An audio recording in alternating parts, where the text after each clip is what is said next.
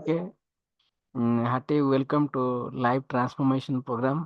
आज आम जानिबा केमती आम आम लाइफ को माने ट्रांसफॉर्म करिया माने चेंज करिया। ठीक अछि। तो एबे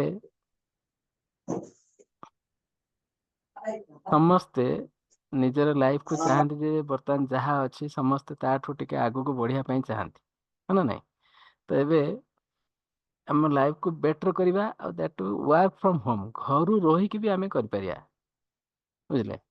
आउ इन योर स्पेयर टाइम माने होची आपनकर मन करंतु आपण किए चाष करू कि चाकरी करू कि बिजनेस करू जे जो काम करछन करिवे ता सहित निज काम परे जो टाइम रे आमे फेसबुक व्हाट्सएप यूट्यूब अननेसेसरी आमे टाइम वेस्ट करछंती यूज करिके सेई टाइम रु जदि आप आधा घंटा देबे तो 100% आमे हमर लाइफ को चेंज कर परिबा।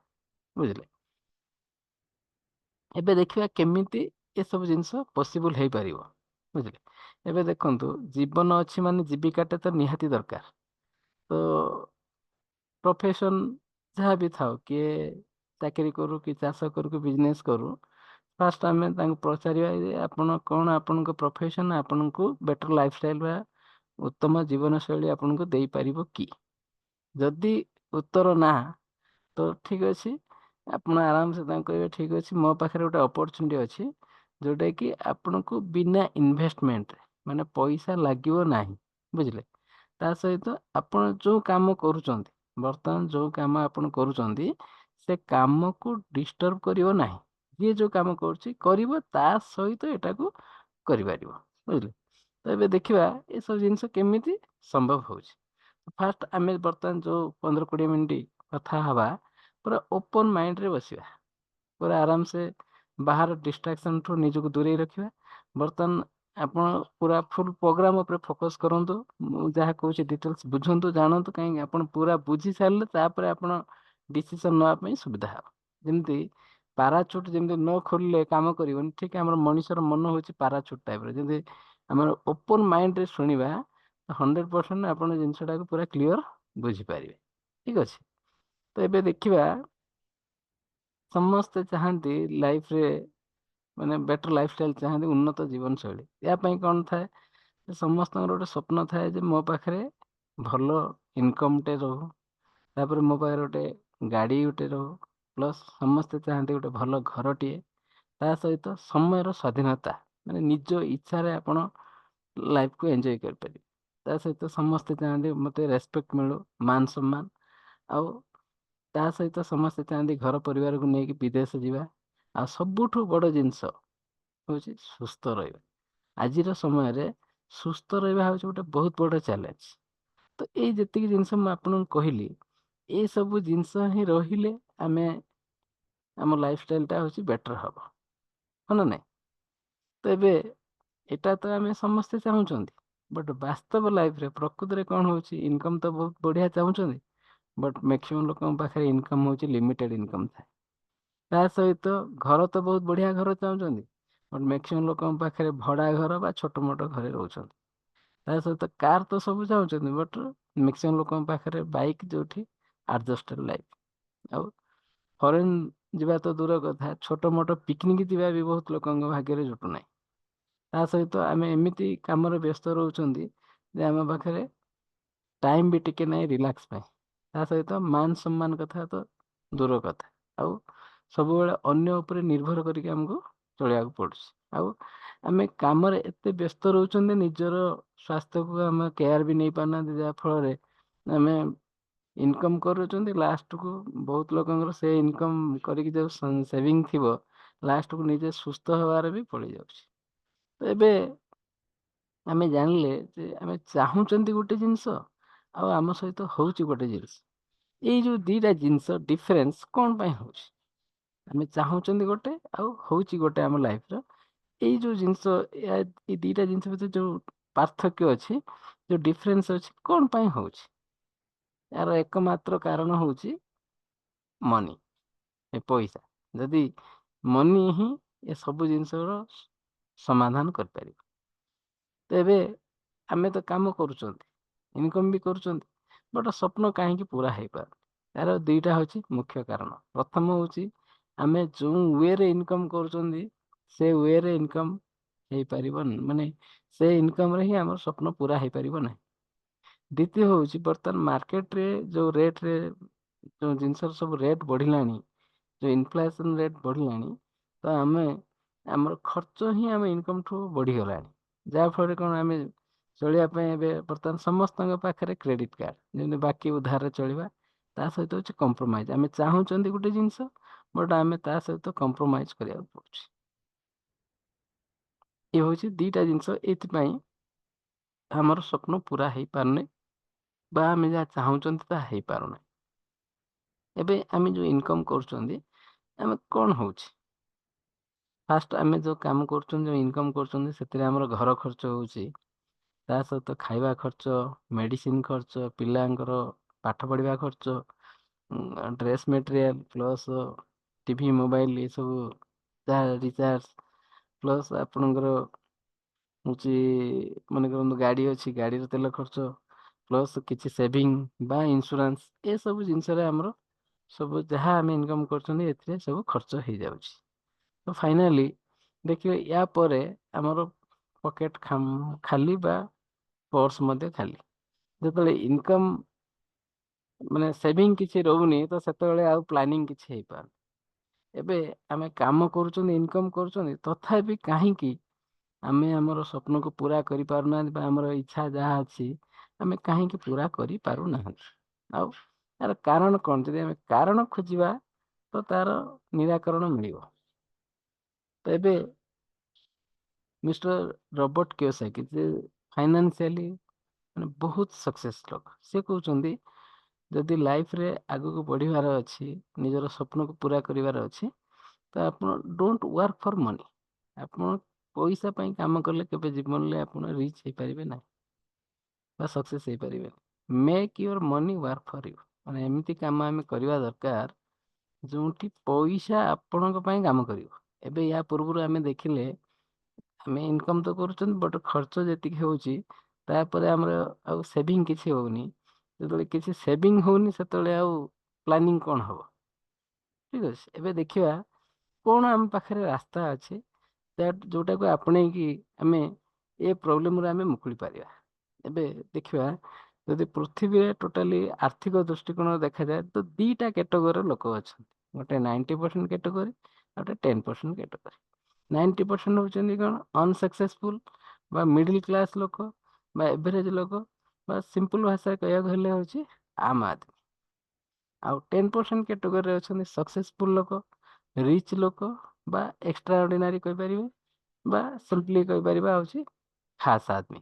ଏବେ ଯାହାକୁ ବି ଆମେ ପଚାରିବା ଯେ ଆପଣ ଏବଂ ଆପଣଙ୍କର ପରିବାରକୁ ଆପଣ କେଉଁ ଗ୍ରୁପରେ ଦେଖିବାକୁ ଚାହୁଁଛନ୍ତି, ତ ସମସ୍ତଙ୍କର ଉତ୍ତର ଆସିବ ଯେ ମୁଁ 10% କ୍ୟାଟେଗୋରୀରେ ନିଜକୁ ଦେଖିବାକୁ ଚାହୁଁଛି। ବଟ୍ ଚାହିଁଲେ ତ ହେବନି। ତ ଏବେ ଦେଖିବାକୁ ପଡ଼ିବ, ଯଦି 10% କ୍ୟାଟେଗୋରୀକି ଯାଉଛନ୍ତି, ଆମେ ରିଚ୍ ହେବାକୁ ଚାହୁଁଛନ୍ତି, ତ ରିଚ୍ ଲୋକ କ'ଣ କରିକି, ଯେ ଗୋଟେ ଲୋକ କ'ଣ କରିକି ରିଚ୍ ହେଇଛି, କାହିଁକି ସବୁ ଜିନିଷର ଗୋଟେ ପ୍ରିନ୍ସିପୁଲ୍ ଅଛି, ଗୋଟେ ସିଦ୍ଧାନ୍ତ ଅଛି। ତ ସେ ସିଦ୍ଧାନ୍ତ ବା ପ୍ରିନ୍ସିପୁଲ୍କୁ ଫଲୋ କରିକି ହିଁ ଲୋକ ରିଚ୍ ହେଇଛି।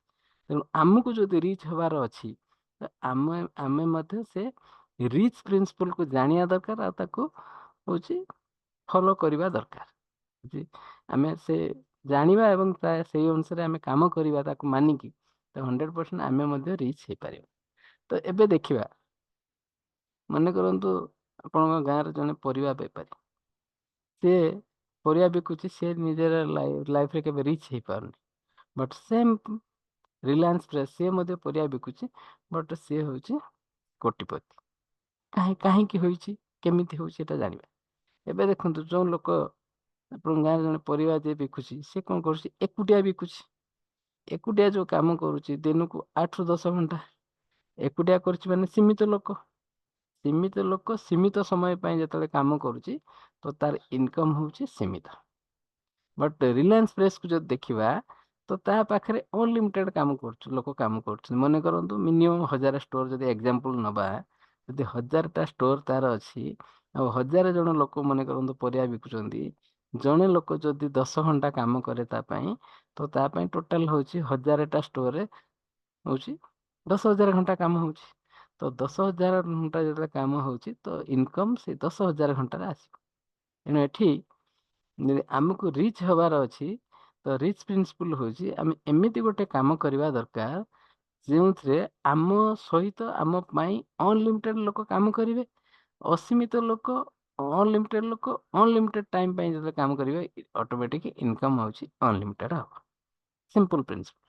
ସେମିତି ଯଦି ଦେଖିବା, ମନେ କରନ୍ତୁ ଆପଣଙ୍କ ଗାଁରେ ଜଣେ ଗ୍ରୋସରୀ ଦୋକାନ ଅଛି, ସେ ଗ୍ରୋସରୀ ଦୋକାନୀ କେବେ ଲାଇଫ୍ରେ ରିଚ୍ ହେଇପାରୁନି, ବଟ୍ ରିଲାଏନ୍ସ ସ୍ମାର୍ଟ ରିଚ୍। ତାର ମୁଖ୍ୟ କାରଣ ହେଲା ସେ ତା ପାଖରେ ସେ ଏମିତି ବ୍ୟବସ୍ଥା ରଖିଛି ଯେଉଁଠିକି ତା ପାଇଁ ସେ ଅନଲିମିଟେଡ୍ ଟାଇମ୍ କ୍ରିଏଟ୍ କରିପାରୁଛି। ତ ଅନଲିମିଟେଡ୍ ଟାଇମ୍ ଯଦି କାମ ହେବ ତ ଇନକମ୍ ଅନଲିମିଟେଡ୍ ଅଟୋମେଟିକ୍ ହେବ। ତ ଏବେ ଦେଖିବା ଧନୀ ଲୋକ ଧନୀ ହେବା ପାଇଁ ବହୁତ ପ୍ରକାର ବ୍ୟବସ୍ଥା ଅଛି, ବଟ୍ ଗୋଟେ ସାଧାରଣ ଲୋକ ରିଚ୍ ହେବା ପାଇଁ ଏକମାତ୍ର ରାସ୍ତା ଯାହାର ନାଁ ହେଉଛି ଡାଇରେକ୍ଟ ସେଲିଂ। ଆଉ ଏଇଟା ହେଉଛି ପୁରା ଗ୍ଲୋବାଲ ପର୍ସପେକ୍ଟିଭ, ଏଇଟା ହେଉଛି ସବୁ ଜାଗାରେ ଚାଲିଛି। ଆପଣ ଯେଉଁଠି ଚାହିଁବେ ଏଇଟା ଆରାମସେ କରିପାରିବେ। ଏବେ ବହୁତ ସାରା ଡାଇରେକ୍ଟ ସେଲିଂ କମ୍ପାନୀ ଅଛି, ବଟ୍ ଏବେ ଆମକୁ ପୁରା ସବୁଠୁ ବେଷ୍ଟ ବର୍ତ୍ତମାନ ଅଛି ଯେ ଆମକୁ ଅପରଚୁନିଟି ଆଣି ଦେଉଛି, ସେ କମ୍ପାନୀ ନାଁ ହେଉଛି ଭେଷ୍ଟିଜ୍। ଏ ହେଉଛି ଇଣ୍ଡିଆନ୍ କମ୍ପାନୀ। ଜୁନ୍ 2004ରେ ଷ୍ଟାର୍ଟ ହେଇଥିଲା, ବର୍ତ୍ତମାନ 20 ବର୍ଷ ହେଇଗଲାଣି ଚାଲିଛି। ଆଉ ଏ କମ୍ପାନୀର ଲକ୍ଷ୍ୟ ହେଉଛି ଯେ ଆପଣ ଯେମିତି ଚାହିଁବେ ନିଜ ଇଚ୍ଛା ଅନୁସାରେ ଆପଣ ଏଠି କାମ କରିପାରିବେ, ଆପଣଙ୍କ ଇଚ୍ଛାରେ ସମୟ ଦେଇପାରିବେ, କାମ ଦେଇପାରିବେ, ଆପଣ ଯେମିତି ଚାହିଁବେ ନିଜ ଇଚ୍ଛା ଅନୁସାରେ ଏଠି କାମ କରିପାରିବେ ଆଉ ଆର୍ଥିକ ସ୍ୱାଧୀନତା ପାଇପାରିବେ। ଆଉ କମ୍ପାନୀର ଲକ୍ଷ୍ୟ ହେଉଛି ଆଗାମୀ ଦିନରେ ଏମିତି କାମ କରିବ ଯେ ଏକୁ ସମସ୍ତେ ଫଲୋ କରିବେ, ଏ କମ୍ପାନୀ ପୁରା ବେଞ୍ଚମାର୍କ କ୍ରିଏଟ୍ କରିବ, ଇଏ ମଡେଲ ବନିବ। ଆଉ ଏବେ ବର୍ତ୍ତମାନ ଯେତେବେଳେ କମ୍ପାନୀ ଜୁନ୍ 2004ରେ ଷ୍ଟାର୍ଟ ହେଇଥିଲା, ଫାଷ୍ଟ 2ଟା ଅଫିସ୍ ଥିଲା। ଫାଷ୍ଟ ହେଉଛି ଦିଲ୍ଲୀ ହେଡ୍ ଅଫିସ୍, ତାପରେ ବାଙ୍ଗଲୋରରେ ଥିଲା। ଆଉ ସେତେବେଳେ ପ୍ରଡକ୍ଟ ହେଉଛି ମାତ୍ର 5ଟା ପ୍ରଡକ୍ଟ ଥିଲା, 6 ଜଣ ଲୋକ କାମ କରୁଥିଲେ। ଏବେ ଧୀରେ ଧୀରେ ଧୀରେ ବଢିକି ବର୍ତ୍ତମାନ 5 କୋଟି ଲୋକ କାମ କରୁଛନ୍ତି। ବର୍ତ୍ତମାନ ଅଫିସ୍ ମେନ୍ ବ୍ରାଞ୍ଚ ଅଫିସ୍ 50+ ଏବଂ ଟୋଟାଲ ଅଫିସ୍ ଦେଖାଯାଏ 3,000ରୁ ଅଧିକ ଅଛି। ଆଉ ବର୍ତ୍ତମାନ 5 କୋଟି ଲୋକ ଟୋଟାଲ କାମ କରୁଛନ୍ତି। ଏବେ ଖାଲି ଭାରତରେ ଥିଲା, ଏବେ ପୁରା ଟୋଟାଲ 10ଟା ଦେଶରେ ଚାଲିଛି। ଆଉ ଏକମାତ୍ର ଭାରତୀୟ କମ୍ପାନୀ ଯିଏକି ଇଣ୍ଡିଆ ବାହାରେ ଏହାର ବିଜନେସ୍ ମଧ୍ୟ ଚଲାଉଛି। ଆଉ ଏଥିରେ ବର୍ତ୍ତମାନ 6,000 ଲୋକ ଅଛନ୍ତି ଯିଏକି କୋଟିପତି, ମାସକୁ 1,00,000ରୁ କୋଟିଏ ଟଙ୍କା ପ୍ରତି ମାସ ଇନକମ୍ କରୁଛନ୍ତି। ଆଉ ସେଥିରୁ ଗର୍ବର ବିଷୟ ଯେ 1,600 ଅଛନ୍ତି ଲେଡିଜ୍ ଯେଉଁମାନେ କି କୋଟିପତି ଅଛନ୍ତି। ଆଉ ଏଥିରେ କାମ କରି ବର୍ତ୍ତମାନ ପାଖାପାଖି 1,00,000 ଲୋକ ବିଦେଶ ଯାତ୍ରା ବି ମଧ୍ୟ କରିସାରିଛନ୍ତି। ଆଉ 1,000 ଲୋକ ନିଜର ସ୍ୱପ୍ନର ଘର ବନେଇ ପାରିଛନ୍ତି। ତା ସହିତ 12,000 ଲୋକ ନିଜ ପାଇଁ ଗାଡ଼ି ବି ନେଇ ସାରିଛନ୍ତି। ଆଉ ସେଥିରୁ ପାଖାପାଖି 400 ଅଛି ଯୋଉଟାକି ଲକ୍ଜରୀ କାର୍, ଯେମିତିକି BMW, ଅଡି, ମର୍ସିଡିଜ୍, ଜାଗୁଆର ଭଳି କାର୍ ମଧ୍ୟ ନିଜ ପାଇଁ ନେଇ ସାରିଛନ୍ତି। ଆଉ ବର୍ତ୍ତମାନ କମ୍ପାନୀର ଟର୍ଣ୍ଣଓଭର ପାଖାପାଖି 5,000 କୋଟି ଅଛି। ତ 5,000 କୋଟି ପ୍ଲସ୍ 10ଟା ଦେଶରେ ଚାଲିକି ଯଦି ବର୍ତ୍ତମାନ ଏତିକି ଲୋକଙ୍କର ସ୍ୱପ୍ନକୁ ଇଏ ପୁରା କରିପାରିଛି, ତ ଆଗାମୀ 2030 ସୁଦ୍ଧା ପାଖାପାଖି 50ଟା ଦେଶରେ ଚାଲୁଥିବ। ଆଉ ସେତେବେଳେ 20,000 କୋଟିରୁ ଉର୍ଦ୍ଧ୍ୱ ଥିବ ଟର୍ଣ୍ଣଓଭର। ତ ଭାବନ୍ତୁ ଜଷ୍ଟ ତ କେତେ ଲୋକଙ୍କର ଲାଇଫକୁ ଇଏ ଆଗାମୀ ଭବିଷ୍ୟତରେ ଇଏ ଚେଞ୍ଜ କରିବ। ତେଣୁ ଆଜି ଆମେ ଯଦି ଗୋଟେ ଡିସିସନ୍ ନେବା, ଆମେ ମଧ୍ୟ ଆଜି ୟା ସହିତ ମିଶିକି କ୍ୟାରିୟର ଷ୍ଟାର୍ଟ କରିବା, 100% ଆମର ମଧ୍ୟ ଇଏ ଲାଇଫକୁ ଚେଞ୍ଜ କରିବ। ତ ଏବେ ଦେଖିବା ଏ ଡାଇରେକ୍ଟ ସେଲିଂ ବ୍ୟବସ୍ଥା କ'ଣ। ଫାଷ୍ଟ ଆମେ ଜାଣିବା ଟ୍ରାଡିସନାଲ ସେଲିଂ, ଯୋଉଟାକି ବର୍ତ୍ତମାନ ଆମେ ସେଇ ବ୍ୟବସ୍ଥାରେ ହିଁ କାମ କରୁଛନ୍ତି। ଆମେ ଯାହା କିଛି ଜିନିଷ ବର୍ତ୍ତମାନ ବ୍ୟବହାର କରୁଛନ୍ତି, ଆମେ ହେଲେ କନଜ୍ୟୁମର ବା କଷ୍ଟମର। ତ ଆମେ ଯାହା ଜିନିଷ ୟୁଜ୍ କରୁଛନ୍ତି ତାକୁ ଗୋଟେ କମ୍ପାନୀ ବନଉଛି, ମ୍ୟାନୁଫ୍ୟାକ୍ଚରର ଜଣେ ତିଆରି କରୁଛି। ଏ ମ୍ୟାନୁଫ୍ୟାକ୍ଚର ପାଖରୁ ଆମ ପାଖକୁ ଯୋଉ ପହଞ୍ଚି, ସେଟା ହେଉଛି ଗୋଟେ ଭାୟା ମିଡ଼ିଆ ମାଧ୍ୟମରେ ଆସୁଛି। କେମିତି? ଫାଷ୍ଟ ଆପଣ ଯୋଉ ଜିନିଷ ୟୁଜ୍ କରୁଛନ୍ତି, ପ୍ରଥମେ ଗୋଟେ ରିଟେଲର ପାଖରୁ ଆଣୁଛନ୍ତି, ରିଟେଲର ଗୋଟେ ହୋଲସେଲର ପାଖରୁ ଆଣୁଛି, ହୋଲସେଲ ଗୋଟେ ଷ୍ଟକିଷ୍ଟ ପାଖରୁ ଆଣୁଛି। ତାପରେ ଆମେ ସବୁ ଜିନିଷ ବିଷୟରେ ଯୋଉ ଜାଣୁଛନ୍ତି ସେଟା ହେଉଛି ଆଡଭର୍ଟାଇଜ ମାଧ୍ୟମରେ। ଏଇ ଯୋଉ ମଝି ଲୋକ, ଏମାନେ 60% ପଇସା ହିଁ ନିଅନ୍ତି। ତାମାନେ ମନେ କରନ୍ତୁ କୌଣସି ଗୋଟେ ଜିନିଷକୁ ଯଦି ଆମେ 100 ଟଙ୍କାରେ କିଣୁଛନ୍ତି, ତାର ଆକ୍ଚୁଆଲ ଖର୍ଚ୍ଚ ତିଆରି ଖର୍ଚ୍ଚ ହଉଛି 40 ଟଙ୍କା, ଏ ମଝି ଲୋକ ହଉଛି 60 ଟଙ୍କା ନିଅନ୍ତି। ଆଉ ଏଠି ଆମେ ସିମ୍ପଲ କଥା, ଆମେ ଯୋଉ କଷ୍ଟମର, ଆମେ କଷ୍ଟ କରିକି ମରିଯିବା, ଆମେ ଇନକମ୍ କରିବା, ପ୍ଲସ୍ ଆମ ପଇସାକୁ ନେଇକି ଏମାନେ ଏନ୍ଜୟ କରୁଛନ୍ତି।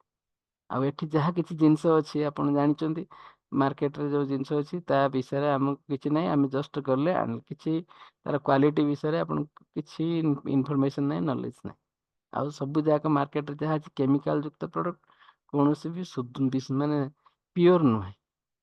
ଡାଇରେକ୍ଟ ସେଲିଂ କହିଲେ କଣ, ଆମେ ଯୋଉ ଜିନିଷ ଆଣିବା ଡାଇରେକ୍ଟ ମ୍ୟାନୁଫ୍ୟାକ୍ଚର ପାଖରୁ ଡାଇରେକ୍ଟ ଆମ ପାଖକୁ ଆସିବ।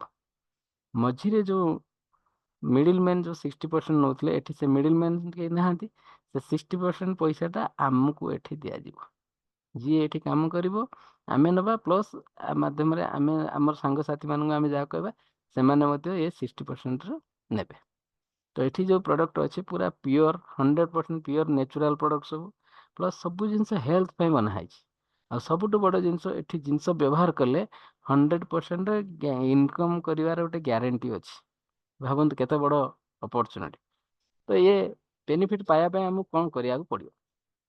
ସିମ୍ପଲ ହେଲା, ଆମେ ତ କଞ୍ଜୁମର ଅଛନ୍ତି, ଆଜି ପର୍ଯ୍ୟନ୍ତ କିଛି ବେନିଫିଟ୍ ପାଇନାହାନ୍ତି। ଏଠି କଞ୍ଜୁମରରୁ ଆମକୁ ଗୋଟେ ସ୍ମାର୍ଟ କଞ୍ଜୁମର ହେବାକୁ ପଡ଼ିବ। ସ୍ମାର୍ଟ କଞ୍ଜୁମର ହେବାକୁ ହେଲେ କିଛି ଏକ୍ସଟ୍ରା କିଛି ନାହିଁ, ଜଷ୍ଟ ଆପଣଙ୍କୁ ଗୋଟେ ହେଲ୍ଥ କାର୍ଡ଼ ବନେଇବାକୁ ପଡ଼ିବ, ରେଜିଷ୍ଟ୍ରେସନ କରିବାକୁ ପଡ଼ିବ। ସେଥିପାଇଁ ଆଧାର କାର୍ଡ଼ କିମ୍ବା ଭୋଟର ଆଇ କାର୍ଡ଼ ଗୋଟେ ଡକୁମେଣ୍ଟ ଦରକାର, ପ୍ଲସ୍ ନିଜର ମୋବାଇଲ ନମ୍ବର, ଇମେଲ ଆଇଡି ଦେଇଦେଲେ ଫ୍ରି ଅଫ୍ କଷ୍ଟରେ ମିଳିବ।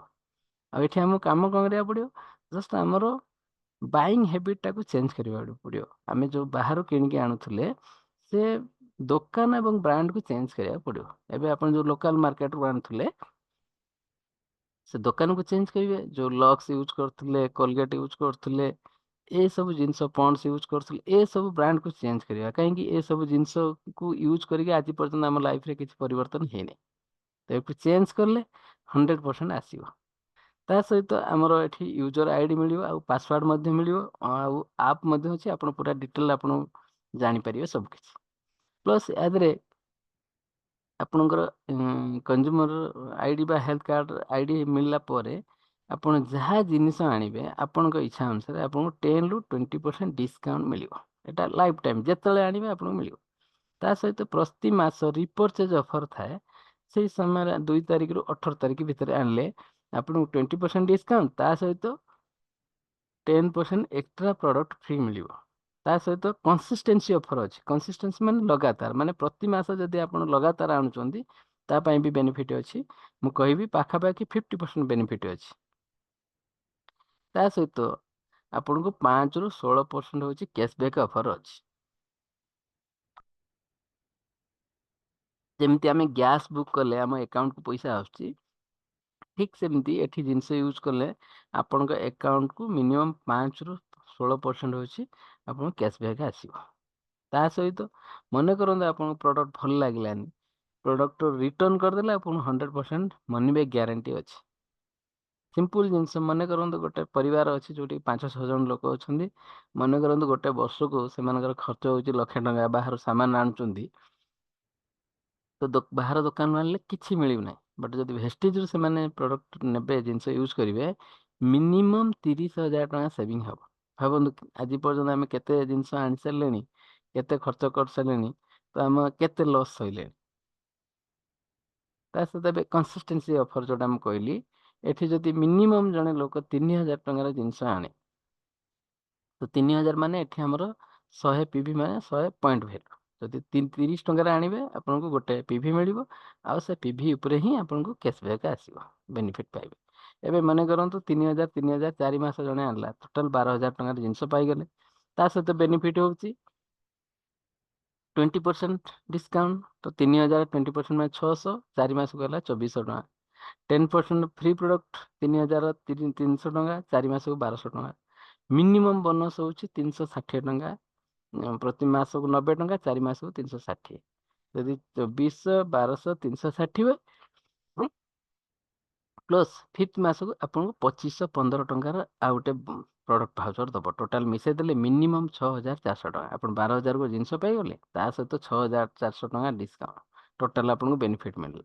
ତା ମାନେ ଯଦି 6,000 ବି ଧରାଯାଏ, ଆପଣ 50% ଡିସକାଉଣ୍ଟରେ ପାଇଲେ, ତା ମାନେ ପ୍ରତ୍ୟେକ ଜିନିଷ ଆପଣଙ୍କୁ ହାଫ୍ ରେଟ୍ରେ ପାଇଲା ଭଳିଆ ଲାଗିବ। ଭାବନ୍ତୁ କେତେ ବେନିଫିଟ୍। ତା ସହିତ ଏବେ ସମସ୍ତେ କହୁଛନ୍ତି ଆମେ କଞ୍ଜ୍ୟୁମର ଏମ୍ପାୱାରମେଣ୍ଟ କରୁଛୁ। ତ ଏବେ ଦେଖିବା କେତେ ଆମକୁ ସଶକ୍ତ କରୁଛନ୍ତି ସମସ୍ତେ। ଏବେ ଦେଖନ୍ତୁ ଆମେ ସୋସିଆଲ ମିଡ଼ିଆ ୟୁଜ୍ କରୁଛନ୍ତି, ଫେସବୁକ୍ ଦେଖନ୍ତୁ, ହ୍ୱାଟ୍ସଅପ୍ ଦେଖନ୍ତୁ ବା ୟୁଟ୍ୟୁବରେ, ଏଠି ଆମେ କ'ଣ କରୁଛନ୍ତି, ଲାଇକ୍ କରୁଛନ୍ତି, କମେଣ୍ଟ କରୁଛନ୍ତି, ସେୟାର କରୁଛନ୍ତି। ବଟ୍ ଏହା ଦ୍ୱାରା କିଛି ଆମକୁ ମିଳୁନି, ଖାଲି ଆମର ଟାଇମ୍ ଲସ୍। ବଟ୍ ଇଏ କମ୍ପାନୀ ମାନେ ଆମକୁ ୟୁଜ୍ କରୁଛନ୍ତି, ପ୍ଲସ୍ ଆମର ସୋସିଆଲ ନେଟୱାର୍କ, ଆମର ସାଙ୍ଗସାଥି ଫ୍ରେଣ୍ଡ ସର୍କଲକୁ ୟୁଜ୍ କରିକି ଏମାନେ କୋଟି କୋଟି ଟଙ୍କା କମାଉଛନ୍ତି। ଆମକୁ କ'ଣ ମିଳୁଛି? କିଛି ନାହିଁ। ସେମିତି ଅଛି ଏବେ କିଛି ଜାଗାରେ ମୋବାଇଲ ଆପ୍ ସେୟାର କଲେ ଆପଣଙ୍କୁ ବେନିଫିଟ୍ ମିଳିବ। ଯେମିତି ଓଲା, ଓୟୋ, ଡୁଞ୍ଜୋ, ଜୋମାଟୋ ଏମିତି ଅଛି। ଏମାନେ କହନ୍ତି ଆପ୍ ସେୟାର କଲେ, ଅନ୍ୟମାନଙ୍କୁ କଲେ, ଆପଣ 5 ଜଣଙ୍କୁ 10 ଜଣଙ୍କୁ କଲେ ଆପଣଙ୍କୁ 50 ଟଙ୍କାର ବେନିଫିଟ୍ ମିଳିବ। ବଟ୍ ଆମକୁ ଥରେଟେ 50 ଟଙ୍କା ଦେଇକି ବେନିଫିଟ୍ ବା 30 ଟଙ୍କା ଦେଇକି ସେମାନେ ଲାଇଫ୍ ଟାଇମ୍ ପାଇଁ କଞ୍ଜ୍ୟୁମର ନିଅନ୍ତି, ଆଉ ସେମାନଙ୍କ ପାଖରୁ ଲାଇଫ୍ ଟାଇମ୍ ସେମାନେ ବେନିଫିଟ୍ ପାଆନ୍ତି। ବଟ୍ ଭେଷ୍ଟିଜ୍ କହୁଛି ଆପଣ ନିଜେ ବ୍ୟବହାର କଲେ, ଯେଉଁ ବେନିଫିଟ୍ କହିଲି ସେ ବେନିଫିଟ୍ ଆପଣ ପାଇଲେ। ସେ ବେନିଫିଟ୍କୁ ଯଦି ଆପଣଙ୍କ ସାଙ୍ଗସାଥି ବନ୍ଧୁବାନ୍ଧବଙ୍କୁ ସେୟାର କରିବେ, କହିବେ, ତ ଆପଣ ଜୀବନ ସାରା ପାଇବେ ବେନିଫିଟ୍। ପ୍ଲସ୍ ଏଠି ଆପଣ ଯେତେ ଲୋକଙ୍କୁ ଚାହିଁବେ, କିଛି ସୀମିତ ସୀମା ନାହିଁ। ଆପଣ ଯେତେ ଲୋକଙ୍କୁ ପାରିବେ ସେତେ ଲୋକଙ୍କୁ ଏଠି କହିପାରିବେ, ଆଉ ଯେତେ ଅଧିକ ଲୋକଙ୍କୁ କହିବେ ସେତେ ଅଧିକ ବେନିଫିଟ୍ ଆପଣ ପାଇବେ। ତେବେ ଦେଖିବା power of registered consumer network. ଯଦି ଆମେ ରେଜିଷ୍ଟର୍ଡ କଞ୍ଜ୍ୟୁମର ନେଟୱାର୍କ ବନେଇବା, କ'ଣ ଫାଇଦା ମିଳିବ? ଏବେ ଆମେ ସମସ୍ତେ ଜିଓ ୟୁଜ୍ କରୁଛନ୍ତି। ଏବେ ଜିଓ ୟୁଜ୍ କରିବାକୁ ଫାଷ୍ଟ ଆମକୁ ରେଜିଷ୍ଟ୍ରେସନ କରିବାକୁ ପଡ଼ୁଛି। ରେଜିଷ୍ଟ୍ରେସନ କଲେ ଆମକୁ ଜିଓ ଗୋଟେ ମୋବାଇଲ ନମ୍ବର ଦେଉଛି, ଆଉ ସେଥିରେ ଆମେ ରିଚାର୍ଜ କରୁଛନ୍ତି। ଏବେ ପ୍ରତି 3 ମାସକୁ ମନେ କରନ୍ତୁ ଆମେ 800 ଟଙ୍କା ରିଚାର୍ଜ କରୁଛନ୍ତି। ମୁଁ ମିନିମମ୍ 600 ଟଙ୍କା କହିବି, ପର୍ ମନ୍ଥ ଆମେ 200 ଟଙ୍କା ଦେଲେ। ଏବେ ଜିଓ ଆସିକି ଆମକୁ କହିନାହିଁ ଯେ ଆପଣ ୟୁଜ୍ କରନ୍ତୁ, ବଟ୍ ଆମକୁ ଆମର ସାଙ୍ଗସାଥି କହିଛି, ଆମେ ୟୁଜ୍ କଲେ, ପ୍ଲସ୍ ଆମେ ମଧ୍ୟ ଆମ ସାଙ୍ଗସାଥିଙ୍କୁ ରେକମେଣ୍ଡ କଲେ, ଭାଇ ଏଠି ଡାଟା ମିଳିବ, ଫ୍ରି କଲିଂ ମିଳିବ, କରନ୍ତୁ। ତ ଏବେ ଆମେ ଆମ ଦ୍ୱାରା ସେୟାର କରି କରିକି ବର୍ତ୍ତମାନ ଜିଓର 90 କୋଟି ଲୋକ ୟୁଜର ଅଛନ୍ତି। 90 କୋଟି ପ୍ରତି ମାସକୁ ଜଣକା ଯଦି 200 ଟଙ୍କା ଧରନ୍ତି, ତ ମୋବାଇଲରେ ଆପଣ ଯଦି କାଲକୁଲେଟ୍ କରିବେ ଜାଗା ଧରିବେନି। ଭାବନ୍ତୁ କେତେ କୋଟି ଟଙ୍କା ସେ ଇନକମ୍ କରୁଛି। ଏ ହେଉଛି ନେଟୱାର୍କିଂର ହେଉଛି ପାୱାର। ସେମ୍ ଜିନିଷ ଭେଷ୍ଟିଜ୍ କହୁଛି, ଆପଣ ରେଜିଷ୍ଟ୍ରେସନ କରନ୍ତୁ ଫ୍ରି ଅଫ୍ କଷ୍ଟରେ। ଆପଣଙ୍କୁ ଗୋଟେ ଆଇଡି ନମ୍ବର ମିଳିବ, ଆପଣ ଆଇଡିରେ ପରଚେଜ୍ କରନ୍ତୁ, ରିପରଚେଜ୍ କରନ୍ତୁ। ଭଲ ଲାଗିଲେ ଆପଣ ଆପଣଙ୍କର ସାଙ୍ଗସାଥି ବନ୍ଧୁବାନ୍ଧବଙ୍କୁ କୁହନ୍ତୁ। ଧୀରେ ଧୀରେ ଏ ବେନିଫିଟ୍ ଯେତେବେଳେ ଆପଣ କହିବେ, ଧୀରେ ଧୀରେ ଆପଣଙ୍କର ମଧ୍ୟ ନେଟୱାର୍କ ବଢ଼ିବ। କାଲି ସକାଳେ ଯେମିତି ଏବେ ଜିଓ ଯେମିତି ପଇସା କମଉଛି, ସେମିତି ଆପଣ ମଧ୍ୟ କମେଇବେ। ଏବେ ସିମ୍ପଲ୍ ଦେଖନ୍ତୁ, ଯେମିତି ଆମେ ମାସକୁ 200 ଟଙ୍କା ଜିଓକୁ ଦେଉଛନ୍ତି, ସେମିତି ଆଜି କୋଲଗେଟ୍ ଘଷୁଛନ୍ତି, ଲକ୍ସ ସାବୁନ ଲଗାଉଛନ୍ତି, ଟାଟା ଟି ପିଉଛନ୍ତି, ପଣ୍ଡସ୍ ପାଉଡର ଲଗାଉଛନ୍ତି। ଏମିତି ଯେତେ କମ୍ପାନୀର ଆମେ ଜିନିଷ ସବୁ ୟୁଜ୍ କରୁଛନ୍ତି, ତାମାନେ ସେ କମ୍ପାନୀର ନେଟୱାର୍କର ଆମେ ଗୋଟେ ଗୋଟେ ଅଂଶ। ତ ଆମର ଯେଉଁ ମାସିକ ଆମେ ଯେତିକି ଇନକମ୍ କରୁଛନ୍ତି, ପ୍ରତି ମାସ ଆମ ଇନକମ୍ରୁ କିଛି କିଛି ପଇସା ସେମାନଙ୍କ ନେଟୱାର୍କକୁ ଯାଉଛି। ଆଉ ସେମାନେ ଟୋଟାଲ ଦେଖିଲେ ସେମାନେ ବହୁତ ଟଙ୍କା ଇନକମ୍ କରୁଛନ୍ତି। ସେମିତି ଭାବନ୍ତୁ, ଯଦି ସେମାନଙ୍କ ନେଟୱାର୍କକୁ ଆମେ ବଢ଼ଉଛନ୍ତି, ସେମାନଙ୍କୁ ଇନକମ୍ ଦେଉଛନ୍ତି, ତ ଆମର ଗୋଟେ ନିଜର ନେଟୱାର୍କ ରହିବା ଉଚିତ ନା ନାହିଁ? ସିମ୍ପଲ୍ ଜିନିଷ, ଆମେ ନିଜେ ୟୁଜ୍ କରିବା, ପ୍ଲସ୍ ଆମର ସାଙ୍ଗସାଥି ବନ୍ଧୁବାନ୍ଧବଙ୍କୁ କହିବା, ଆର ବେନିଫିଟ୍ ଦେଖେଇବା, ତ ଅଟୋମେଟିକ୍ ଆମର ମଧ୍ୟ ନେଟୱାର୍କ ବଢ଼ିବ, ଆମର ମଧ୍ୟ ଇନକମ୍ ବଢ଼ିବ। ତା ସହିତ ଏବେ ସମସ୍ତଙ୍କୁ ଦେଖନ୍ତୁ, ସମସ୍ତଙ୍କ ମୋବାଇଲରେ ବର୍ତ୍ତମାନ ଆମାଜନ୍, ଫ୍ଲିପକାର୍ଟ, ମିଶୋ, ମିନ୍ତ୍ରା ଏସବୁ ଆପ୍ ଅଛି, ଯେଉଁଥିରେ କି ଆମେ ଜିନିଷ ମଗାଉଛନ୍ତି, ଆଉ ସେ କମ୍ପାନୀ ମଧ୍ୟ ବହୁତ ଇନକମ୍ କରୁଛି। ଭେଷ୍ଟିଜ୍ ମଧ୍ୟ କହୁଛି, ଆମର ମଧ୍ୟ ଅନଲାଇନ୍ ସପିଂ ଆପ୍ ଅଛି। ଆପଣ ମୋବାଇଲରେ ମଧ୍ୟ ଡାଉନଲୋଡ଼୍ କରିକି ଆପଣ ମଧ୍ୟ ଡାଇରେକ୍ଟ ଅନଲାଇନ୍ ମଗାଇ ପାରିବେ, ଆଉ ବେନିଫିଟ୍ ମଧ୍ୟ ନେଇପାରିବେ। ଏବେ ଦେଖିବା ଇନକମ୍ କେମିତି ଆସୁଛି। ଏବେ ଯାହା ଜିନିଷ ଆପଣ ନେବେ, ପ୍ରତି 30 ଟଙ୍କାର ଜିନିଷ ନେଲେ ଆପଣଙ୍କୁ ଗୋଟେ ପିଭି ମିଳିବ, ଆଉ ଗୋଟେ ପିଭି ହେଲା 18 ପିଭି। ଏ ପିଭି ଉପରେ ଆପଣଙ୍କୁ ହେଉଛି ବୋନସ୍ ମିଳିବ। ମନେ କରନ୍ତୁ ଆପଣ ଜିନିଷ ନେଲେ 1ରୁ 599 ପିଭି ପର୍ଯ୍ୟନ୍ତ ଯାହା ଜିନିଷ ନେବେ, ଆପଣଙ୍କୁ ତା ଉପରେ ଆପଣଙ୍କୁ 5% ବୋନସ୍ ମିଳିବ। ମିଶିକି ଯେଉଁଦିନ 600 ହେଇଯିବ, ପ୍ରତି ମାସର ପୂର୍ବ ମାସର ବିଜନେସ୍ ପର ମାସରେ ମିଶିକି ଚାଲୁଥିବ, ଯେତେବେଳେ 600 ପିଭି ହେଇଯିବ, ଆପଣଙ୍କୁ 600 ପିଭିରୁ 2399 ପର୍ଯ୍ୟନ୍ତ 8% ବୋନସ୍ ମିଳିବ। ତା ସହିତ ଯେତେବେଳେ 24ରୁ 5,499 ହବ ସେତେବେଳେ 12%, ମିଶିକି 5,500 ହେଲେ ଆପଣଙ୍କୁ 16% ବୋନସ୍ ମିଳିବ। ଏବେ ଦେଖିବା କେମିତି ପେମେଣ୍ଟ ମାନେ ପେ ଆଉଟ୍ ଆସୁଛି। ମନେ କରନ୍ତୁ ଆପଣ ଫାଷ୍ଟ 100 PV ମାନେ 3,000 ଟଙ୍କାର ଜିନିଷ ଆଣିଲେ, ତ ଆପଣ ଯଦି ଏକୁଟିଆ ଆଣୁଛନ୍ତି 5% ମାନେ 90 ଟଙ୍କା ପାଇବେ। ବଟ୍ ଆପଣଙ୍କୁ ଭଲ ଲାଗିଲା ପ୍ରଡକ୍ଟ, ଆପଣ ସାଙ୍ଗସାଥି ବନ୍ଧୁବାନ୍ଧବ ଡିଫରେଣ୍ଟ ଏରିଆରେ 6 ଜଣ ଲୋକଙ୍କୁ କହିବେ। କିଛି ଏଠି ବ୍ୟସ୍ତ ନାହିଁ, ରାତାରାତି କିଛି ହେବାର ନାହିଁ, ଆରାମସେ ଧୈର୍ଯ୍ୟର ସହିତ ବିଶ୍ୱାସର ସହିତ କାମ କରିବା। ମନେ କରନ୍ତୁ ଆପଣ 6ଟା ଲୋକଙ୍କୁ ସେୟାର କରିଦେଲେ, ତ ଏବେ ଆପଣ 100 PV ପ୍ଲସ୍ ଆପଣ 6 ଜଣ ଲୋକଙ୍କୁ କହିଲେ, ସେମାନେ ମଧ୍ୟ ପ୍ରତ୍ୟେକ 100 PV ଲେଖା ଜିନିଷ ନେଲେ। ଏବେ ଟୋଟାଲ ହେଲା ଆପଣଙ୍କର 700 PV।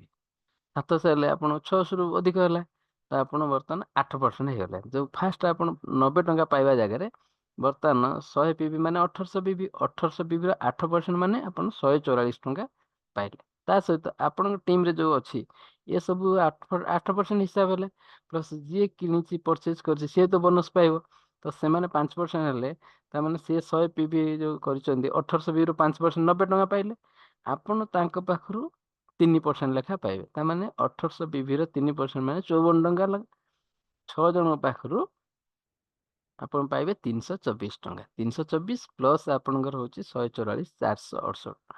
ଭାବନ୍ତୁ ଆପଣ ଏକୁଟିଆ କରିଥିଲେ 90 ଟଙ୍କା ପାଇଥାନ୍ତେ, ଏବେ ଆପଣ ଟିମ୍ରେ କଲେ ମାନେ ନେଟୱାର୍କରେ କଲେ କାମ, ତ ଆପଣଙ୍କୁ 468 ଟଙ୍କା ମିଳିଲା। ଭାବନ୍ତୁ ନେଟୱାର୍କର ପାୱାର କେତେ। ପ୍ଲସ୍ କମ୍ପାନୀ ଆହୁରି ମଧ୍ୟ ବେନିଫିଟ୍, ମନେ କରନ୍ତୁ ଆପଣ ଷ୍ଟାର୍ଟ କଲେ, ଆପଣ ୟୁଜ୍ କଲେ, ଫାଷ୍ଟ ଯେତେ ପର୍ଯ୍ୟନ୍ତ 8% ହେଇନାହାନ୍ତି, ଯଦି ଗୋଟେ ମାସରେ ନିଜେ ଏବଂ ନିଜର ସାଙ୍ଗସାଥି ସମସ୍ତଙ୍କର ମିଶେଇକି 300 PV ଯଦି ହେଲା, ଆପଣ କମ୍ପାନୀ ଆପଣଙ୍କୁ ଏବେ ଫାଷ୍ଟ 8%, ପ୍ଲସ୍ ତା ସହିତ 8% ବୋନସ୍ ପାଇବା ସହିତ ଆପଣଙ୍କୁ 925 ଟଙ୍କାର ଫ୍ରି ପ୍ରଡକ୍ଟ ମଧ୍ୟ ଦେବ, ଆଉ ଗୋଟେ ଭାଉଚର 925 ଟଙ୍କା। ଭାବନ୍ତୁ କେତେ ବେନିଫିଟ୍ ଅଛି। ସେମିତି ମିଶିକି ଯେତେବେଳେ ଆପଣଙ୍କର ସାଙ୍ଗସାଥି ପ୍ଲସ୍ ଆପଣଙ୍କର ମିଶିକି 5,500 ହେଇଯିବ, ଆପଣ 16% ହେବେ। ଯୋଉ ମାସରେ ଆପଣଙ୍କ 2,001 PV ହେଇଯିବ, ଟୋଟାଲ ବିଜନେସ୍ ମିଶେଇକି ଗୋଟେ ସିଙ୍ଗଲ ମାସରେ, ଆପଣ ହେଇଥିଲେ କ୍ୱାଲିଫାଏ ଡାଇରେକ୍ଟର। ଡାଇରେକ୍ଟର ହେଲେ ଏଠି ଆପଣଙ୍କୁ ସମ୍ମାନିତ କରିବ କମ୍ପାନୀ, ତା ସହିତ ଆପଣ ଗ୍ଲୋବାଲ ଟର୍ଣ୍ଣଓଭର, କମ୍ପାନୀର ଟୋଟାଲ ଟର୍ଣ୍ଣଓଭର ଆପଣ ହେଉଛି ସେୟାର ପାଇବେ। ମନେ କରନ୍ତୁ ଆପଣ ଏଠି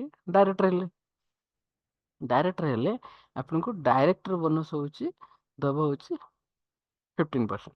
ତାମାନେ ମନେ କରନ୍ତୁ ଟୋଟାଲ କମ୍ପାନୀର 100 କୋଟି ଟଙ୍କାର ଟର୍ଣ୍ଣଓଭର ହେଇଛି, 15 କୋଟି ଟଙ୍କା କାଢିଦବ, ଯେତେ ଡାଇରେକ୍ଟର ଅଛନ୍ତି ସେମାନଙ୍କ PVକୁ ଡିଭାଇଡ୍ କରିଦବ ସେ 15 କୋଟିରେ, ଯିଏ ଯେତେ ବିଜନେସ୍ କରୁଥିବ ତା ଦେହରୁ ପାଇବ। ମନେ କରନ୍ତୁ ଜଣେ ଲୋକ ଚାକିରି କରିଛି, ସେ କମ୍ପାନୀର କେତେ ଟର୍ଣ୍ଣଓଭର ହେଲେ କି କେତେ ପ୍ରଫିଟ୍ ହଉ, ମାଲିକ ଦରମା ଛଡା ଟଙ୍କାଟା ଦବନି। ବଟ୍ ଏଠି କମ୍ପାନୀ ଯେତେ ଆଗକୁ ବଢୁଥିବ, ତାର ଯେତେ ବିଜନେସ୍ ବଢି ଚାଲିଥିବ, ଆମେ କମ୍ପାନୀର ସେୟାରରୁ ଭାଗ ପାଇବା। ସେମିତି ଆପଣ ମିଶିକି ଆପଣଙ୍କ ଡାଇରେକ୍ଟର ହେଲା, ଆପଣଙ୍କ ତଳେ ଯୋଉମାନେ ଅଛନ୍ତି ସେମାନେ ଡାଇରେକ୍ଟର ହେବେ। ଆପଣ ଡାଇରେକ୍ଟର ହେଲେ ଯାହା ବେନିଫିଟ୍ ପାଇଥିଲେ, ଆପଣଙ୍କ ତଳେ ଡାଇରେକ୍ଟର ହେଲେ ସେ ଡାଇରେକ୍ଟର ବେନିଫିଟ୍ ପାଇବ। ଆପଣ ପ୍ରମୋସନ ହବ ସିଲଭର ଡାଇରେକ୍ଟର ହେଲେ ଆପଣ ଫରେନ୍ ଯିବା ପାଇଁ ଏକ୍ସଟ୍ରା ଆହୁରି 3% ପାଇବେ।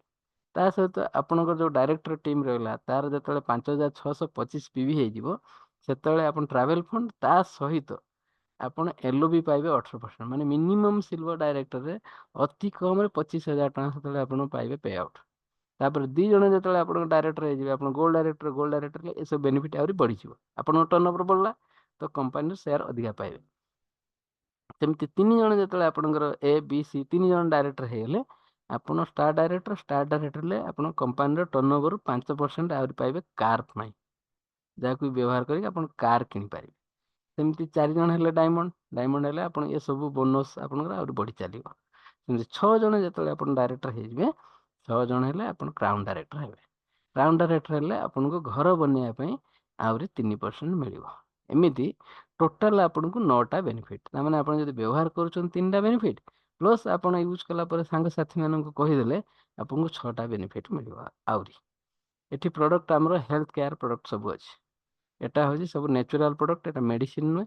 ଏକୁ ସୁସ୍ଥ ଲୋକ ଖାଇପାରିବ ଭବିଷ୍ୟତରେ ରୋଗ ନ ହେବା ପାଇଁ।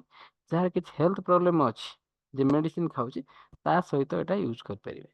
ଆଉ ଆମର ଏଠି ସବୁ ପ୍ରକାର BP, ଡାଇବେଟିସ୍, ଜଏଣ୍ଟ ପ୍ରୋବ୍ଲେମ୍, ଯାହା କିଛି ହେଲ୍ଥ ପ୍ରୋବ୍ଲେମ୍ ଅଛି, ପୁରୁଷ ଲୋକଙ୍କର ହଉ ଲେଡ଼ିଜଙ୍କର ହଉ, ସମସ୍ତଙ୍କ ପାଇଁ ସବୁ କ୍ୟାଟେଗୋରୀର ଆମର ହେଲ୍ଥ ପ୍ରଡକ୍ଟ ଅଛି।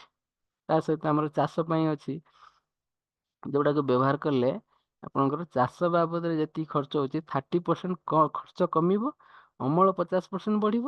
ତା ସହିତ ଗୋଟେ ଚାଷୀ ଲୋକକୁ ଆମେ ଗୋଟେ ବିଜନେସର ଅପରଚୁନିଟି ଦେଇପାରିବା, ତା ଆକାଉଣ୍ଟକୁ ପଇସା ଆସିବ। ତା ସହିତ ଆମର ଘରୋଇ ସାମାନ ଯେତିକି ଅଛି, ଆପଣଙ୍କ ଚା କଫି ରାଇସ୍ ବ୍ରାନ୍ ଅଏଲ୍ ଏସବୁ ଜିନିଷ ଅଛି, ପ୍ଲସ୍ ଆମର ବ୍ରସ୍ ପେଷ୍ଟ ଏସବୁ ଅଛି, ପ୍ଲସ୍ ଘରୋଇ ସାମାନ ଆପଣଙ୍କର ଟଏଲେଟ୍ କ୍ଲିନର୍ଠୁ ଆରମ୍ଭ କରିକି ବାସନ ଧୋଇବା, ଲୁଗା ଧୋଇବା ଏସବୁ ଜିନିଷ ଅଛି। ତା ସହିତ କଲର୍ କସ୍ମେଟିକ୍ସ ଯେଉଁଟା ଆମର ଲେଡ଼ିଜ୍ ମାନେ ୟୁଜ୍ କରୁଛନ୍ତି, ଯେଉଁ ଲିପଷ୍ଟିକ୍ ହଉ, ନେଲ୍ ପଲିସ୍ ହଉ, ଫାଉଣ୍ଡେସନ୍ ହଉ, ଯାହା କିଛି ସବୁ ଅଛି। 3ଟା ଭେରାଇଟିର ଅଛି। ଫାଷ୍ଟ ଗୋଟେ ଭେଲିନୋ ଅଛି, ଯେଉଁଟାକି ନର୍ମାଲ୍ ପ୍ରାଇସ୍ ମାର୍କେଟ ପ୍ରାଇସ୍ରେ ସେଟା ୟୁଜ୍ କରିପାରିବେ। ତା ସହିତ ପ୍ରିମିୟମ୍ ରେଞ୍ଜର ଅଛି, ଯିଏ ଯେଉଁ କ୍ୟାଟେଗୋରୀରେ ଚାହିଁବ, ଯେଉଁ ପ୍ରାଇସ୍ରେ ଚାହିଁବ, ସମସ୍ତଙ୍କ ପାଇଁ ଅଛି ପ୍ରଡ଼କ୍ଟ।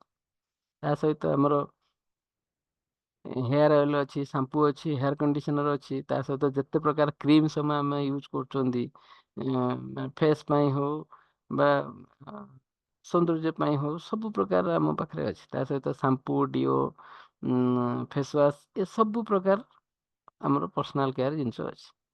ତା ସହିତ ନାନୋ ଏନର୍ଗାଇଜ୍ ଅଛି, ଏନର୍ଗାଇଜର ଯେଉଁଟାକି ଆପଣ ଗାଡ଼ିରେ ୟୁଜ୍ କଲେ ଗାଡ଼ିର ପଲ୍ୟୁସନ୍ 30% କମିବ, ପ୍ଲସ୍ ଆପଣଙ୍କର ମାଇଲେଜ 15% ବଢ଼ିବ। ଏ ତ ଗଲା ୟୁଜର ବେନିଫିଟ୍। ଦ୍ୱିତୀୟରେ କାମ କ'ଣ, ଆମେ ଯାହା ୟୁଜ୍ କଲେ ଆମେ ପ୍ରମୋସନ୍ କରିବା। ଏବେ ଦେଖନ୍ତୁ, ଯେତେ ଆପଣ ସ୍ପୋର୍ଟସମ୍ୟାନ୍ ଦେଖନ୍ତୁ, ଫିଲ୍ମ ଷ୍ଟାର ଦେଖନ୍ତୁ, ଏମାନେ ବହୁତ ପଇସା କମାଉଛନ୍ତି ନିଜ ପ୍ରଫେସନରେ, ବଟ୍ ତା ସହିତ ପାର୍ଟ ଟାଇମ୍ ଆସିକି ଏଠି ସେମାନେ ପ୍ରଡ଼କ୍ଟକୁ ପ୍ରମୋସନ୍ କରୁଛନ୍ତି। ଆଉ ଯେଉଁ ପ୍ରଡ଼କ୍ଟକୁ ସେମାନେ ୟୁଜ୍ କରୁନାହାନ୍ତି, କେବଳ ପଇସା କମେଇବା ପାଇଁ ଆସିକି ମିଛ କଥା କହିକି ପ୍ରଡ଼କ୍ଟ ପଇସା କମାଉଛନ୍ତି। ବଟ୍ ଏଠି ଆମେ ନିଜେ ବ୍ୟବହାର କରିବା ଆଉ ଲୋକମାନଙ୍କୁ ସେୟାର କରିବା, ଆମେ ବେନିଫିଟ୍ ପାଇବା ପ୍ଲସ୍ ଲୋକଙ୍କୁ ବେନିଫିଟ୍ ଦେବା। ଏଠି ଦେଖିବା, ସେମିତି କିଛି ଲୋକ ଅଛନ୍ତି, ସାଧାରଣ ଲୋକ, ଯିଏକି ଏଠି ସେଲିବ୍ରିଟି ଲାଇଫଷ୍ଟାଇଲ୍ ମେଣ୍ଟେନ୍ କରୁଛନ୍ତି। ବାହାର ଜାଗାରେ ସେଲିବ୍ରିଟି ହେଲେ ଆଡ଼ଭର୍ଟାଇଜ୍ କରୁଛନ୍ତି, ବଟ୍ ଏଠି ଆମେ ଛୋଟ ଛୋଟ କାମ କରିବା, ଲୋକଙ୍କୁ କହିବା ଆମେ ମଧ୍ୟ ସେଲିବ୍ରିଟି ହେବା।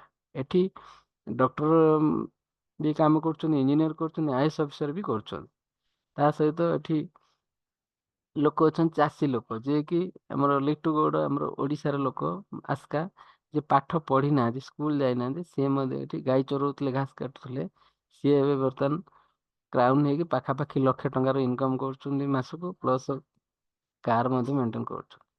ମହମ୍ମଦ ମঈନ ଖାନ୍, ଯିଏ 22 ବର୍ଷ ଟେଲରିଂ କାମ କରୁଥିଲେ, ବର୍ତ୍ତମାନ ପାଖାପାଖି 8,00,000 ମାସିକ ଇନକମ୍, 42 ଲକ୍ଷ ଟଙ୍କାର BMW କାର୍ ଚଲାଉଛନ୍ତି। ମିଷ୍ଟର ତେଜେନ୍ଦ୍ର ପାଲ ରାଣା, ଜଣେ ଚାଷୀ, ସେ ମର୍ସିଡିଜ୍ କାର୍ ପାଖାପାଖି ମାସକୁ ବର୍ତ୍ତମାନ 15 ଲକ୍ଷ ଟଙ୍କା କମାଉଛି। ଏଙ୍କୁ ଦେଖୁଥିବେ, ଏଙ୍କର ଦିଟା ହାତ ନାହିଁ, ବଟ୍ ବର୍ତ୍ତମାନ ହାତ ଯାହାର ନଥିବ, କୁହନ୍ତୁ କି କାମ କିଏ ଦେବ ତାଙ୍କୁ? ବଟ୍ ଏଠି ମାସିକ 4 ଲକ୍ଷ ଟଙ୍କା କମାଉଛନ୍ତି। ଭାବନ୍ତୁ ଭେଷ୍ଟିଜ୍ କେମିତି ଲୋକଙ୍କ ଲାଇଫକୁ ଚେଞ୍ଜ କରୁଛି। ମିଷ୍ଟର ଭାବଗ୍ରାହୀ ମାଝୀ, ଘର ଭଦ୍ରକରେ, ଗାଡ଼ିରେ ଗୋଟେ ଆକ୍ସିଡେଣ୍ଟ ହେଲା, ତାପରେ ବର୍ତ୍ତମାନ ହୁଇଲ୍ ଚେୟାରରେ ବସୁଛନ୍ତି, ଯାଉଛନ୍ତି, ବର୍ତ୍ତମାନ ମାସକୁ 15 ଲକ୍ଷ ଟଙ୍କା ଇନକମ୍ କରୁଛନ୍ତି।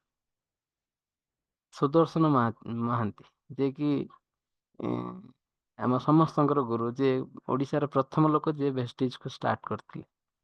ଭିଡି କଲେଜ ଷ୍ଟୁଡେଣ୍ଟ, ଜୟପୁରରେ ପଢ଼ୁଥିଲେ, ଯିଏକି ଫାଷ୍ଟ ଓଡ଼ିଶାରେ ଷ୍ଟାର୍ଟ କରିଥିଲେ। 7 ବର୍ଷ କାମ କଲେ, ମାସିକ ଇନକମ୍ 11 ଲକ୍ଷ ଟଙ୍କା ଥିଲା। ବର୍ତ୍ତମାନ 4 ବର୍ଷ ହେଲା ସେ ଦୁନିଆରେ ନାହାନ୍ତି। ବର୍ତ୍ତମାନ ତାଙ୍କ ମିସେସ୍ ବର୍ତ୍ତମାନ 15 ଲକ୍ଷ ଟଙ୍କା ମାସିକ ରୟାଲ୍ଟି ଇନକମ୍ ପାଉଛନ୍ତି ଘରେ ବସିକି। ପ୍ଲସ୍ ତାଙ୍କ ପାଖରେ ମର୍ସିଡିଜ୍ କାର୍ ବି ଅଛି, ପ୍ଲସ୍ ଘର ଅଛି, 5ଟା ଘର 1,00,00,000 ଟଙ୍କା ଉପରେ, ସବୁ ହାଉସ୍ ଫଣ୍ଡରେ, କାର୍ ଫଣ୍ଡରେ ପାଉଛନ୍ତି। ପ୍ଲସ୍ ସେ ମଧ୍ୟ ପାଖାପାଖି 30ଟା ଦେଶ ବୁଲିଛନ୍ତି। ଏବେ ତାଙ୍କ ଝିଅ ବର୍ତ୍ତମାନ ଆମେରିକାରେ ମେଡ଼ିକାଲ ପଢ଼ୁଛନ୍ତି। ବର୍ତ୍ତମାନ ଭାବନ୍ତୁ, ଇଏ ଯଦି ଆଜି ଛୋଟ ମୋଟ ଚାକିରି କରିଥାନ୍ତେ, ୟାଙ୍କ ଅନୁପସ୍ଥିତିରେ ୟାଙ୍କର ଫ୍ୟାମିଲି କ'ଣ ହେଇଥାନ୍ତା, ବା ଛୋଟ ମୋଟ ଚାକିରି କରିଥାନ୍ତେ, ଛୋଟ ମୋଟ ବିଜନେସ୍ କରିଥାନ୍ତେ, ତ ତାଙ୍କ ଅବସ୍ଥା କ'ଣ ହେଇଥାନ୍ତା, ତାଙ୍କ ପରେ ତାଙ୍କର ଫ୍ୟାମିଲିର। ତେଣୁ ଭାବନ୍ତୁ, ଏବେ ସେ ଯେଉଁ ଡିସିସନ୍ ନେଇଛନ୍ତି, ଠିକ୍ ନେଇଛନ୍ତି ନା ଭୁଲ ନେଇଛନ୍ତି? ଯଦି ସେ ଠିକ୍ କରିଛନ୍ତି, ତ ଆମେ ମଧ୍ୟ ସେଇ ଡିସିସନ୍ ନେବା ଆଉ ସେଇ କାମ କରିବା, ତ ଆମେ ମଧ୍ୟ 100% ଠିକ୍ କରିବା। ତେଣୁ ଜଷ୍ଟ ଆପଣ ତ ଜିନିଷ ସବୁ ଜାଣିଲେ, କେବଳ ଗୋଟେ ଡିସିସନ୍ ନିଅନ୍ତୁ ଆପଣଙ୍କ ଫ୍ୟାମିଲି ପାଇଁ ଆଉ ଆପଣଙ୍କର ଫ୍ୟୁଚର୍ ପାଇଁ। ମିଶିକି କାମ କରିବା, ମୁଁ ଆପଣଙ୍କୁ ହେଲ୍ପ କରିବି, ସପୋର୍ଟ କରିବି, ଆଉ ମିଶିକି ପଢ଼ିବା। ଠିକ୍ ଅଛି, thank you, wish you well.